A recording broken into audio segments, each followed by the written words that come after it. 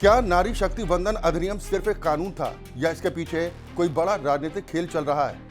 अब सबसे बड़ा सवाल यह है कि आगे क्या होने वाला है और क्या आने वाला परिसीमन देश की राजनीति की पूरी तस्वीर बदल देगा। दोस्तों, लोकसभा में जिस समय नारी शक्ति वंदन अधिनियम से जुड़े संविधान संशोधन विधेयक को लेकर सरकार आगे आई थी, उसे अंततः अपेक्षित समर्थन नहीं मिल पाया और वो प्रक्रिया आगे नहीं बढ़ सकी। अब इसके बाद सबसे बड़ा प्रश्न यही खड़ा होता है कि आगे की दिशा क्या होगी और इस पूरे घटनाक्रम का राजनीतिक परिणाम आखिर क्या निकला है। ये बात केवल एक विधेयक तक सीमित नहीं है, बल्कि इसके पीछे एक व्यापक संवैधानिक और राजनीतिक प्रक्रिया जुड़ी हुई दिखाई देती है। सरकार की ओर से यह संकेत दिया गया कि 2027 में जब नई जनगणना के आंकड़े सामने आएंगे, जो इस बार जाति आधारित जनगणना के रूप में भी मानी जा रही है, उसके बाद परिसीमन की प्रक्रिया आरंभ होगी। ये भी लगभग तय माना जा रहा है कि परिसीमन की यह प्रक्रिया तुरंत पूरी नहीं होगी, बल्कि इसमें 2 से 3 वर्षों का समय लग सकता है। विपक्ष लगातार ये आरोप लगाता रहा है कि महिला आरक्षण के प्रावधान के पीछे सरकार की मंशा परिसीमन को लेकर एक अलग राजनीतिक रणनीति को आगे बढ़ाने की थी। हालांकि संवैधानिक रूप से ये एक स्पष्ट स्थिति है कि परिसीमन कोई राजनीतिक विकल्प नहीं, बल्कि एक अनिवार्य प्रक्रिया है जो हर 10 वर्षों की जनगणना के बाद आबादी के आधार पर सीटों के पुनर्निर्धारण के रूप में लागू होती है। यदि इतिहास पर नजर डालें तो 1971 की जनगणना के बाद आपातकाल के दौर में 1976 में एक बड़ा संवैधानिक निर्णय लिया गया, जिसके तहत लोकसभा और विधानसभा की सीटों की संख्या पर रोक लगा दी गई। इसका उद्देश्य ये बताया गया था कि जिन राज्यों में जनसंख्या तेजी से बढ़ रही है, उन्हें अतिरिक्त लाभ न मिले, और जिन राज्यों ने जनसंख्या नियंत्रण की नीति को बेहतर तरीके से लागू किया है, उन्हें किसी प्रकार का नुकसान न उठाना पड़े। ये रोक पहले 25 वर्षों के लिए निर्धारित की गई थी, लेकिन साल 2001 में अटल बिहारी वाजपेयी सरकार के समय ये आकलन किया गया कि देश में जनसंख्या संतुलन की स्थिति अभी पूरी तरह से स्थिर नहीं हुई है, और इसीलिए इस रोक को आगे बढ़ाकर 2026 तक कर दिया गया।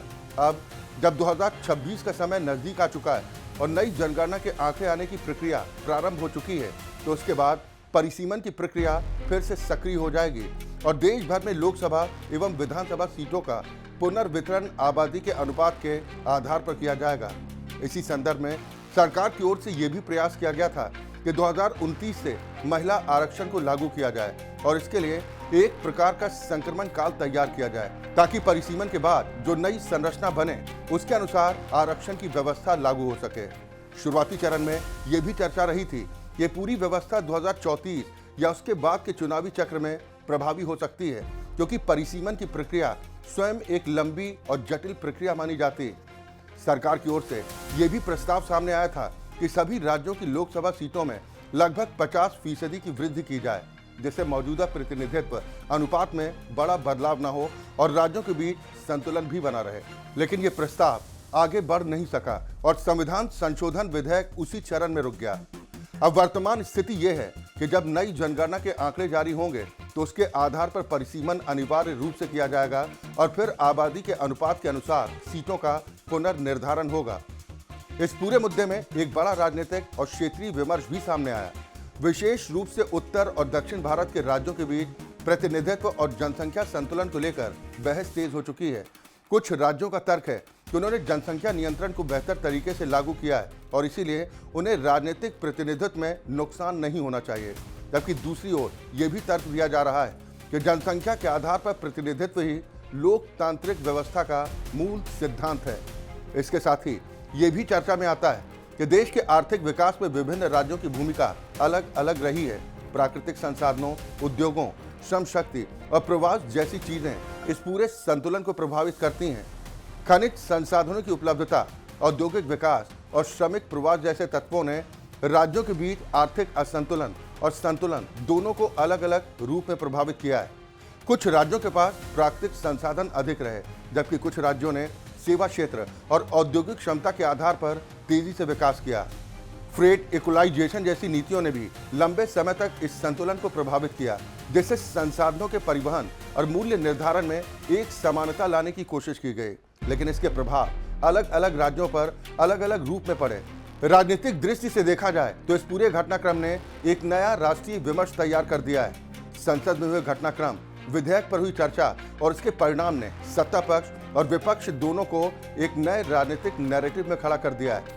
सरकार इसे महिला सशक्तिकरण और संवैधानिक सुधार के तौर पर प्रस्तुत कर रही है, जबकि विपक्ष इसे परिसीमन और क्षेत्रीय असंतुलन के संदर्भ में देख रहा है। आने वाले समय में वास्तविक तस्वीर 2027 की जनगणना और इसके बाद होने वाले परिसीमन से स्पष्ट होगी, जो भारतीय राजनीति की दिशा और शक्ति संतुलन दोनों को महत्वपूर्ण रूप से प्रभावित कर सकती है। आखिर में यही सवाल बचता है कि क्या ये पूरा घटनाक्रम एक साधारण विधायी प्रक्रिया थी या फिर आने वाले समय की राजनीति की दिशा तय करने वाला एक बड़ा मोड़। इसका असली असर हमें 2027 की जनगणना और उसके बाद होने वाले परिसीमन में साफ दिखाई देगा और तब तय होगा कि भारतीय राजनीति की नई तस्वीर कैसी होगी।